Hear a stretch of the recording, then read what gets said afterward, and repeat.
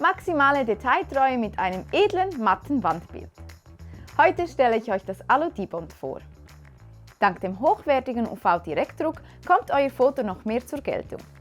Auch starker Lichteinfall ist für das Alu-Dibond aufgrund der matten Oberfläche unproblematisch. Ein Foto auf Aluminium wirkt unmittelbar, da es weder Rahmen noch Glas benötigt. So gibt dieses Produkt eine geschmacksvolle Inszenierung eurer Lebensmomente.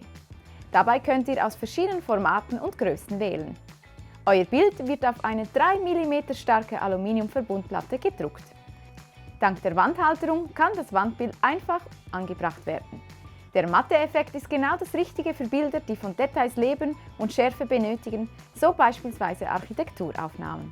Überzeugt euch selbst! Was würdet ihr auf ein Alu-Dibond drucken? Oder habt ihr vielleicht bereits eines?